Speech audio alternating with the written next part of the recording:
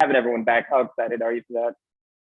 Yeah, it's a good my bad, good time to get everybody back.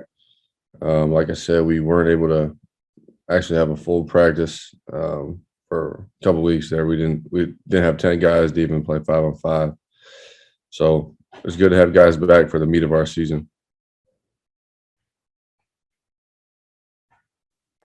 Eric, Eric, what do you feel like you've learned about this team through the first, I guess that'd be 12 games so far as a leader? What have you kind of seen? Yeah, I mean, we got 3 bumps on our schedule. Which is tough. I think we should be at minimum about 11-1 right now. But it showed that we got some guys, and including myself, that got to play every night, man. We got to strap it on every night. We got to mentally prepare every night. We can't take anybody lightly. Just being a leader on the team, it showed me a lot about the guys, individually, and it's given me an opportunity to help the young guys really learn the college game and help them out with the system and dealing with Frank and all the rest of the stuff. So it's been a good experience, though. Michael, want to add? Yeah, Eric, I guess along those lines, what have you learned about yourself so far this season? Obviously playing in a new environment, new place, new team, and just where can you grow and develop going forward, as you guys go into SEC play? You guys hear me still? Yes, I'm all right. So, hold on. Can you ask that question one more time? I forgot what you asked. There you go. Because I was hearing too, so I had to take them out. No problem. Just what have you learned about yourself since you've been here, and just where do you see what ways can you develop and grow going forward as you guys get into SEC play now? Yeah, I mean, I think as players we're always trying to find things about ourselves that we can improve on, and find things that we can continue to be good at.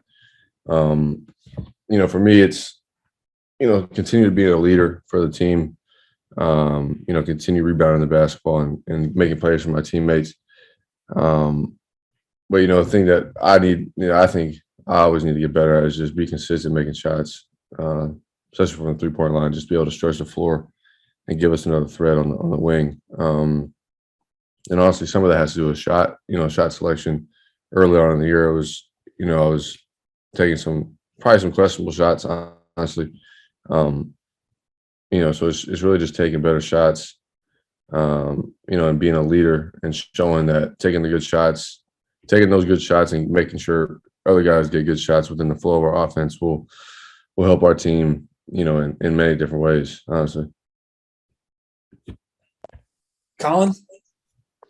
Yeah, Eric, you've been around the block. You've probably seen the good and the bad when it comes to point guard play. Seeing Jacoby and how he's kind of handled the last, month or so having to start, how have you seen him kind of grow into that? And what have you seen from him in terms of helping kind of impact this team from the point guard spot as a freshman?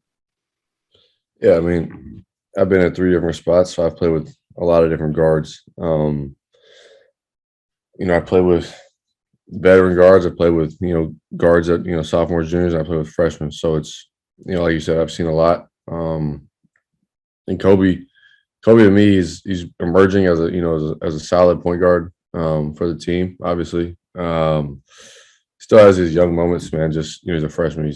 He's really new to college basketball, but I think he's way ahead of schedule. Most freshmen can't come in and run a team, but I think the best thing that Kobe does is listen. He deals with Frank, very very in a good way. And he listens to me, and Reese and other guys that are older and try to help him out. Because Reese and I see a lot of stuff out there as being leaders off the ball. When it comes to just entering the ball into the offense or, when to go here, when to go there type of thing. So I think that's his best attribute outside of his physical game is listening, the ability to listen and take in information and apply it.